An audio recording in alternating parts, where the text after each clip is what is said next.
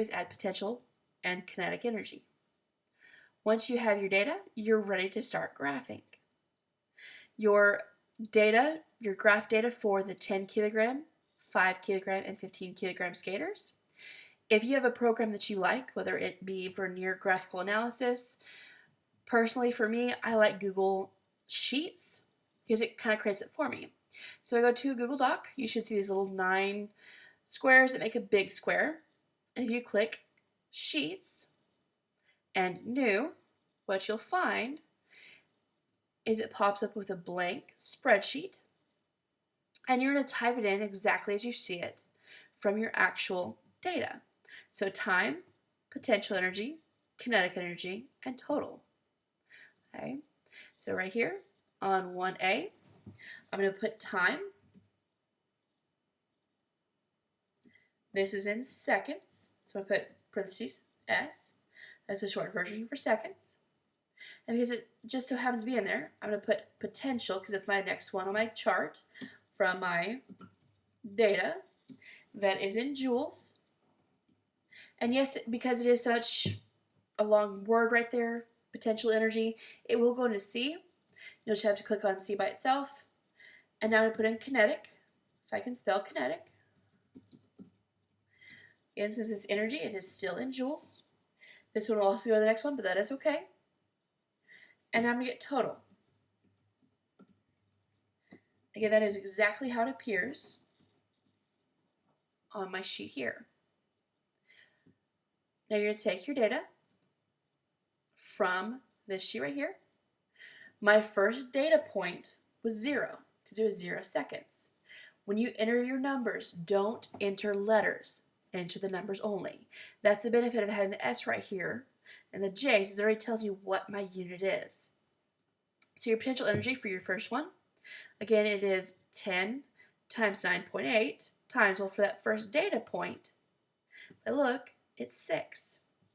So 10 times 9.8 times 6 is 588 joules. Again, don't enter the J or joules. You want to enter the number only. For the kinetic, it's 1/2 times mass times velocity squared. So 1/2 times 10 is 5 times 0 squared will give me 0. So my kinetic energy is 0. Well, total energy, I just have to add my potential and kinetic. 588 plus 0 gives me 588. And you'll continue to enter your data as you go down. So time, whatever your next time is, your potential energy, kinetic energy, and total energy. Once you have listed all your energies for your 10 kilogram skater, and as a matter of fact, just to help myself, instead of untitled spreadsheet, I'm going to label this 10 kilogram skater. That way I know exactly what my data is for, and when I save it or I'm trying to insert it, it's going to tell me 10 kilogram skater, so I know exactly what it is. So again, you get your time. Once you have all your data, this is the benefit of doing Google Sheets. Is all you have to do is click anywhere on the edge. I prefer to click on time. It gives you some place to always click and to find. So you're going to hover your mouse over time, click, and drag until you highlight all of your numbers. Okay, so in this case, I only really have one data point because that's one that's typed in. The rest will be your own data points. Again, you should have 9, so you should go to the 10th row. So you let your unclick, so it actually looks like this, and then insert chart, or if you see this little image right here next to chart, it's the same image as right here. Either way, whichever one you click, you're still going to get the same chart. So once you do that, it should make the chart for you. This is the benefit of doing this way is A is going to be your x-axis, B, C, D, and as far as you want to go are going to be your y's. So it actually gives me, and should give me, my total. And because it shows here kinetic, well, I don't want that.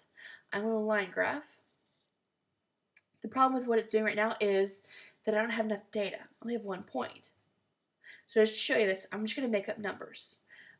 Please do not do this. I'm doing this solely for you to see actually the data. So it didn't work very well there. But if I go in And let's just say each one takes a second. It's not. But let's say each one did. And let's say potential energy, let's say for each one, it was, say, 200, 0, 200, whatever number it is. Okay. So you're going to put all those numbers in. Let's say kinetic. I'm just making up numbers here right now. Make sure you get your own. This is not actual data. Okay. So if I have the 2, so I get something like looks like this. Again, this is just random data I made up. So I don't have to make up a whole lot because my brain kind of hurts right now. So hover over time, highlight all your data. And again, you can either click Insert Chart or click this right over here. And now that I have more data, you'll notice it actually makes a line. Okay? And it gives you time on the X, it gives you your energy on the Y, and actually gives you a key for a color code for potential, kinetic, and total. Again, please do not use this data. This is not the correct data. The only one that is an actual data point is this one right here. All the rest are going to be different. Okay, again, I just made up data so you'd actually see the chart. The only thing I actually do want you to change is right here. This is the title of the graph. I want you to rename that as whatever mass skater you have. So in this case, this is my 10 kilogram skater. Okay, might be helpful, you are. Okay, and so now I have a 10 kilogram skater. Again, this helps me know, okay, this is my 10 kilogram skater data. Okay, so what I want you to do, if you click on it, you'll see these 3 little dots. You can actually download it as a picture or a PNG image. Okay. This image you can actually insert into your assignment for this 10 kilogram skater. You're going to do this again for the 5 and for the 15. So you're going to have a total of 3 different graphs. Please keep in mind you are welcome to do all the graphs on one page. I would highly recommend that you do them separately so that you can look at one graph at a time. But you are welcome to put them all on the same one if you know how to do so. That is your data for graphing. Those are the 3 graphs for 5, 10, and 15 kilograms.